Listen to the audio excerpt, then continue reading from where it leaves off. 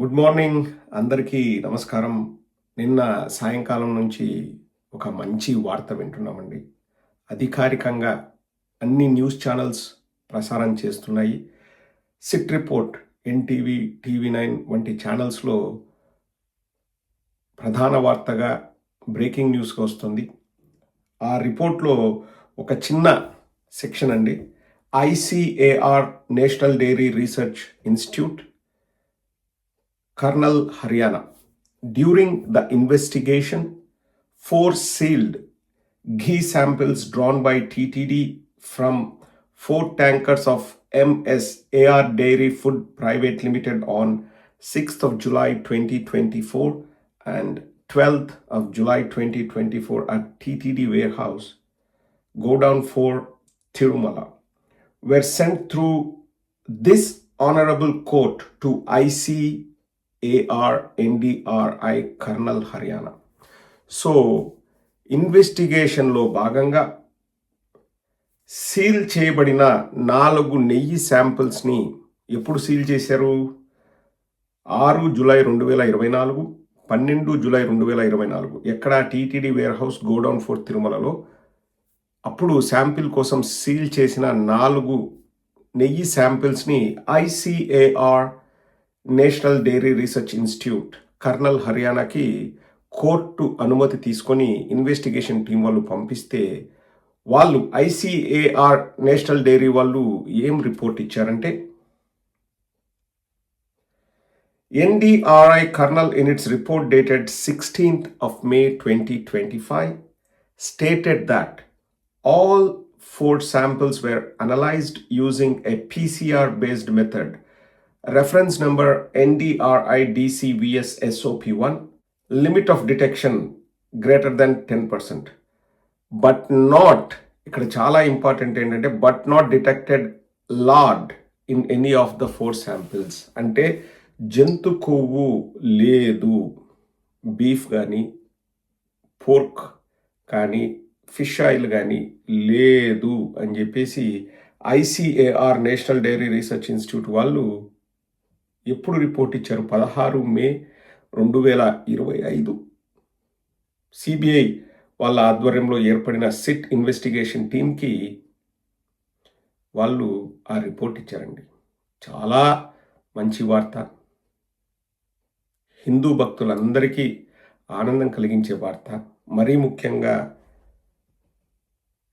నిష్ఠతో, భక్తి శ్రద్ధలతో వెంకటేశ్వర స్వామిని కొలిచే వారందరికీ, నాన్ వెజ్ తినని వారందరికీ ఇది ఎంతో హాయిని, సంతోషాన్ని, ఎంతో ప్రశాంతతను కలిగించే విషయం అండి. జంతు కొవ్వు లేదు, లడ్డూలో వాడిన నెయ్యిలో జంతు కొవ్వు లేదు. ఇదే విషయాన్ని టీవీ9 వాళ్ళు చెప్తారు, ఒక్కసారి వినండి. ఎలాంటి జంతువుల కొవ్వు లేదని ఐసీఏఆర్ ఎన్డీఆర్ఐ నివేదిక ఇచ్చింది. ఐసీఏఆర్ ఎన్డీఆర్ఐ నివేదికను ఛార్జ్ షీట్ లో పేర్కొన్న సిట్ నెయ్యిలో వెజిటబుల్ అలాగే పామ్ ఆయిల్ కలిపారని ఛార్జ్ షీట్ ఇచ్చింది. అలాగే కల్తీ నెయ్యి విషయంలో శాంపిల్ టెస్టులపై 2 వేర్వేరు రిపోర్టులను ఛార్జ్ షీట్ లో ప్రస్తావించింది సిట్.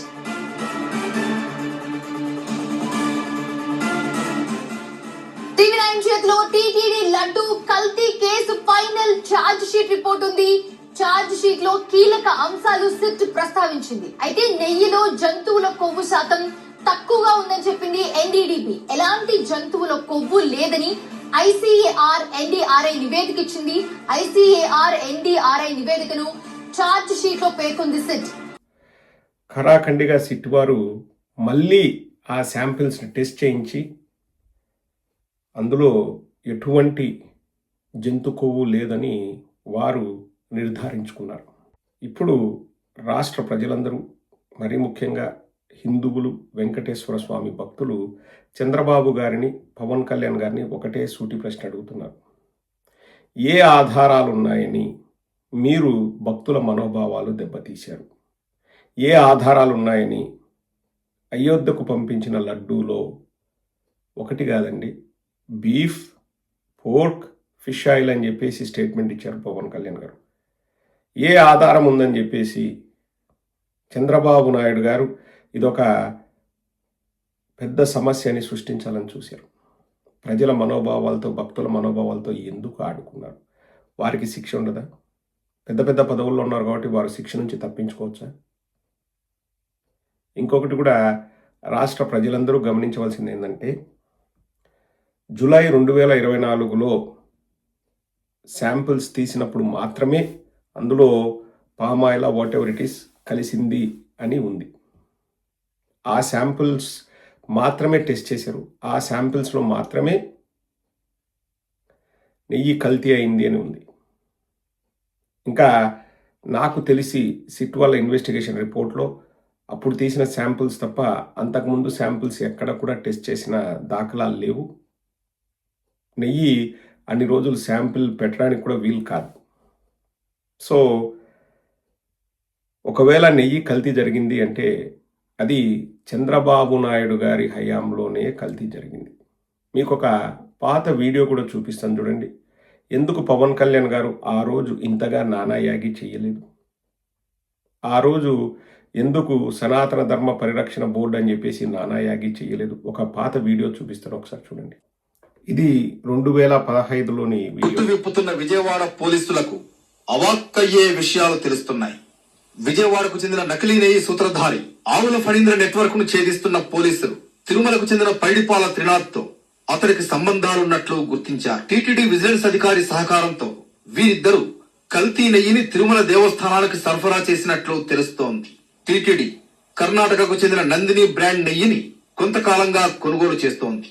దీంతో నకిలీ నెయ్యి ముఠా కూడా అదే బ్రాండ్ పేరుతో రోజుకు 2 ట్యాంకర్ల నెయ్యిని కొండపైకి చేర్చినట్లు పోలీసులకు సమాచారం అందింది.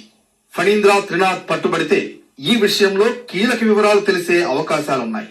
తాజాగా 20 మంది నెయ్యి డీలర్లను అదుపులోకి తీసుకున్న విజయవాడ టాస్క్ ఫోర్స్ పోలీసులు వారు ఎవరెవరికి ఎలా నకిలీ నెయ్యిని సరఫరా చేశారన్న వివరాలు కూపీలాగుతున్నారు. 2015లో ఆవుల ఫణీంద్ర అనే వ్యక్తి విజయవాడ నుంచి నందిని ఘీ పేరుతో రోజుకు 2 ట్యాంకర్ల కల్తీ నెయ్యిని సరఫరా చేశారంట చంద్రబాబు నాయుడు గారి హయాంలో. మరి అప్పుడు పవన్ కళ్యాణ్ ఉన్నాడు. మరి అప్పటికి ఇంకా సనాతన ధర్మ పరిరక్షకుడి అవతారం ఎత్తలేదేమో. సో అప్పుడు దాన్ని పెద్ద విషయం చేయలేదు. పైగా అప్పట్లో చంద్రబాబు నాయుడుతో కలిసిమెలిసి ఉన్నాడు. కల్తీ జరిగిందా జరగలేదా అని సిట్ వాళ్ళు నివేదిక సమర్పిస్తారు, కోర్టు నిర్ణయిస్తుంది. కల్తీ చేస్తే వాళ్ళు ఎవరైనా అండి, దేవుడి సొమ్ము అంటే ప్రజలిచ్చిన డొనేషన్స్, అవి దేవుడి సొమ్ము. దేవుడి సొమ్ముని ఆశిస్తే ఎవరైనా కానివ్వండి, ఒక హిందూగా నేను చెప్తున్నాను, మట్టి కొట్టుకుని పోతాను. ఆ భయం వాళ్ళకు కూడా ఉంటుంది. ఖచ్చితంగా వాళ్ళ జీవితంలో బాగుపడరండి. రెండవది, సాక్షాత్తు వెంకటేశ్వర స్వామిని నాకు మాట్లాడాలంటేనే ఒక రకంగా అనిపిస్తుందండి. రాజకీయాల కోసం వాడుకుంటారా అండి చంద్రబాబు, పవన్ కళ్యాణ్? వెంకటేశ్వర స్వామిని రాజకీయాల కోసం వాడుకుంటారా? పవన్ కళ్యాణ్ పోయి వెంకటేశ్వర స్వామిని కాపాడే కెపాసిటీ పవన్ కళ్యాణ్కి ఉందా? మనం దేవుళ్ళను కాపాడే వాళ్ళమా అండి? మనం ఎవరు? మానవ మాత్రం. మనం దేవుళ్ళను మనం కాపాడతామా? దేవుళ్ళకు మనం రక్షణగా ఉంటామా? కొంచెమైనా బుద్ధి ఉండాలండి. ఇప్పుడు మానవ తప్పిదాలు ఇవన్నీ కూడా ఏవైనా జరిగి ఉంటే వాటిని మనం పోలీసులకు లేకపోతే కోర్టులకు తెలియజేస్తే వాళ్ళు శిక్షిస్తారు. It's as simple as that. ఎంత నానాయాగి చేశారండి అబ్బా! అసలు ఇప్పుడు ఒక వీడియో చూపిస్తాను చూడండి, మీ కళ్ళు బైర్లు గమ్ముతాయి. మీకు గుర్తుందో లేదో, వాటికి కూడా మళ్ళా స్క్రిప్టు, డైరెక్షను, కెమెరామెను, యాక్షను, కట్ అన్నీ ఉంటాయి. ఒకసారి చూడండి, సేమ్ ఇంకా సినిమా స్టైల్లో ప్రాయశ్చిత్త దీక్ష ట్రైలర్ వదిలేటప్పుడు ఒక్కసారి చూడండి.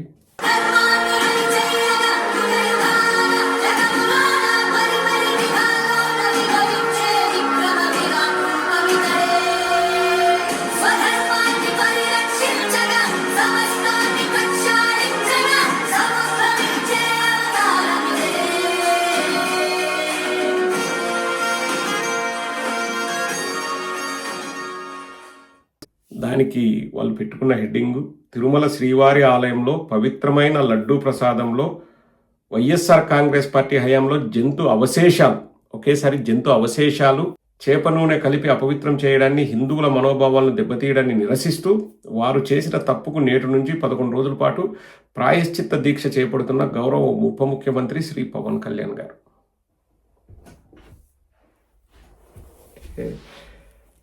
నిజంగా బాధేస్తుందండి. మనము ఎన్నో రకాలుగా మాట్లాడతాం కానీ ఇంతగా దిగజారాలనా అండి?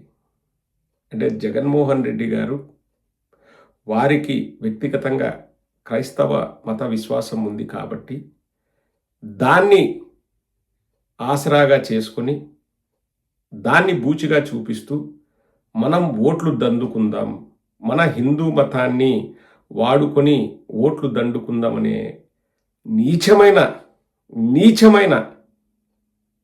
ప్లాన్కు తెరలేపారండి వీళ్ళు. ఇప్పుడు ఒక సింపుల్ క్వశ్చన్ అండి, మీ అందరిని అడుగుతున్నాను. అరవ శ్రీధర్ హిందువు, బాధితురాలు హిందువు. అంటే ఇప్పుడు ఒక హిందువు ఇంకొక హిందువుని ఇబ్బంది పెడితే చట్టాల్లో కూడా ఆ హిందూ ఇబ్బంది పెట్టారా అయితే ఓకే, మీకు శిక్ష ఏది లేదంటారా? అదే ఒక ముస్లిమో లేకపోతే క్రిస్టియనో హిందువుని ఇబ్బంది పెడితే, లేకపోతే ఒక హిందూ క్రిస్టియన్ని ఇబ్బంది పెడితే, ఒక క్రిస్టియన్ ముస్లింని ఇబ్బంది పెడితే అప్పుడు మాత్రమే శిక్షలు ఉంటాయా అండి? వీళ్ళు చెప్పేదాని ప్రకారం అట్లే ఉంది. ఇప్పుడు హిందూ మహిళకు అన్యాయం జరిగితే పవన్ కళ్యాణ్ బయటకు వచ్చి గట్టిగా మాట్లాడొచ్చు కదండి, ఎందుకు మాట్లాడడం లేదు? జై శ్రీరామ్ అని ఎందుకు రావట్లేదు? మైలేజ్ రాదా? ప్రశ్న అడిగితే పారిపోతాడా? విలేకరులు ప్రశ్న అడిగితే తుర్రుమని పారిపోయి కారులో కూర్చుంటాడా? ఇప్పుడు ఒక హిందూ అమ్మాయికి ఇంకొక హిందువు అన్యాయం చేశాడు, ఓహో ఇక్కడ మనం కాస్ట్ గురించి రిలీజన్ గురించి మనం మాట్లాడకూడదా? మైలేజ్ రాదా? ఎందుకు? రాజకీయాల్లో మతం గురించి ఎందుకండి? ఈ బొచ్చులో రాజకీయాలు, మనము మన మానవులు మనం దేవుణ్ణి కాపాడే శక్తి మనకు ఉందా అండి? ఈ బొచ్చులో రాజకీయాలు వెంకటేశ్వర స్వామి నీడను కూడా తాకలేవు. రాజకీయాలు ఒక 30-40 ఏళ్ళ కిందట పుట్టాము. దేవుళ్ళను వాడుకుంటామా అంటే ఇంకా అంతగా దిగజారిపోవాలండి. ఆ చేసే యజ్ఞానికి కూడా మీరు చూశాడు కదండి, యజ్ఞమా ప్రాయశ్చిత్త దీక్ష, ఎలివేషన్లు, కెమెరాలు, కింద నుంచి ఇట్లా కెమెరా, హారతిస్తా కెమెరా, సైడ్కి తిరుగుతా కెమెరా, మళ్ళీ ఏంటి ఆ కెమెరా ఆ దేవుడికి పూజ సమయంలో కూడా వెనకాల జనసేన సింబల్. ఇంత డ్రామానా అండి? అంటే పవన్ కళ్యాణ్ ఒకటి బలంగా నమ్ముతున్నాడండి. పవన్ కళ్యాణ్ నిజంగా ఒకటి బలంగా తను నమ్ముతున్నాడు. ఏంటంటే నేను కులభావం పెంచుకోండి అంటే అందరూ కులభావం పెంచుకొని నాకు ఓట్లు వేశారు, అదే అయిపోయింది. 2029లో మళ్ళీ కులభావం పెంచుకోండి అంటే వర్కౌట్ అవ్వదు, ఎందుకంటే మా పరిపాలనలో చాలామంది కాపులే అసంతృప్తితో ఉన్నారు. ఇంకా పోను కమ్మవారికి కాపులకి పెద్ద యుద్ధం జరిగినా ఆశ్చర్యపోవాల్సిన అవసరం లేదు. కానీ ఈసారి మతాన్ని వాడుకుందాం, మతాన్ని వాడుకొని మనం ఎలక్షన్స్కి వెళ్దామన్న ఏకైక అజెండాతో తిరుమల లడ్డు కానీ పరకామణి కానీ చిన్న వాటిని పెద్దది చేస్తూ, అండ్ ప్రతి చోట మీరు గమనించండి, ముస్లింలకు ఇలా జరిగితే ఊరుకుంటారా, క్రిస్టియన్లకు ఇలా జరిగితే ఊరుకుంటారా, హిందువులు మాత్రమే మనం ఎందుకు ఊరుకుండాలి, వాళ్ళ ప్రార్థన మొదలవగానే ముస్లిమ్స్ అంతా ఆగిపోతారు, మన హిందువుల్లో ఎందుకు ఆగరు, గోవింద నామస్మరణ మనం చేస్తున్నా ఎందుకు ఆగరు అంటే ప్రతి దాంట్లో పోలిక తీసుకురావడం, వాళ్ళ పిల్లల్ని తీసుకెళ్ళి అదే పనిగా డిక్లరేషన్ ఇప్పించి నేను డిక్లరేషన్ ఇప్పించాని గొప్పలు చెప్పుకోవడం, ప్రతిదీ చూడండి. అంటే ప్రతి కదలికలో మతాన్ని ప్రస్తావిస్తూ, అక్కడ తెలంగాణకు పోయి అక్కడ డొనేషన్స్ ఇప్పించి ప్రతి దాంట్లో, అక్కడ కొండగట్టుకు 35 కోట్లు తిరుమల తిరుపతి దేవస్థానం ద్వారా డొనేషన్స్ ఇచ్చారు, సంతోషం. నెక్స్ట్ రోజే మేము మున్సిపల్ ఎలక్షన్స్లో పోటీ చేస్తున్నాం ఎక్కడ తెలంగాణలో, వెరీ నెక్స్ట్ డేనే ప్రకటన. అంటే ఇప్పుడు పవన్ కళ్యాణ్కి వ్యక్తిత్వం అనేది లేదు, ఏది కూడా ఒక స్టాండ్ మీద ఉండడు, ప్రజలకు చేస్తాడన్న నమ్మకం లేదు. కానీ ఆయన నేను మతాన్ని భుజానికి వేసుకుంటాను, నేను నా పిల్లలకు మార్క్ అని పెట్టినా నేను హిందువుని, నేను హిందూ మతాన్ని భుజానికి వేసుకుంటాను. దేనికోసం? హిందూ మతం మీద ప్రేమతో కాదు, ఓట్ల కోసం. అంటే మనం నమ్మాలనా అండి? మనం నమ్మాలనా? మనం అతన్ని నమ్మి గుడ్డిగా ఓట్లేయాలనా? అంటే ఇప్పుడు కులభావం పెంచుకోండి అనేది అయిపోయింది. ఆయన సక్సెస్ అయ్యాడని ఫీల్ అవుతున్నాడు. ఇప్పుడు మతభావం పెంచుకోండి అంటే మనమంతా కూడా ఆయన చెప్పినట్లు మతభావం పెంచుకొని మనం అతనికి ఓటేయాలనా? ఒకసారి ఆలోచించండి ఆంధ్ర రాష్ట్ర ప్రజలు. అంటే ఇంకా ఇంతకంటే రాజకీయాలు దిగజారవండి. ఇంకా దిగజారే ఛాన్సే లేదు. ఇతని వల్ల రాష్ట్రం ముక్కలవుతుంది, కులాలుగా విభజించబడుతుంది, మతాలుగా విభజించబడిపోతుంది. అసలు వర్స్ట్ క్యారెక్టర్ అండి. నేను ఆనెస్ట్‌గా చెప్తున్నాను. It's not about politics. Worst character అండి. పవన్ కళ్యాణ్ అనే వ్యక్తి ఇంత నీచమైన క్యారెక్టర్ ఉంటుందని నేనైతే ఊహించలేదు. ఇప్పుడు మరి హిందువు, పైగా మహిళ. హిందూ మహిళ అయిన ఆ బాధితురాలు గురించి ఎందుకు మాట్లాడండి? ఇప్పుడు హిందువు, మహిళ కంటే కూడా రాజకీయాలు ఎక్కువయ్యాయా? ఒకసారి మీరే ఆలోచించండి.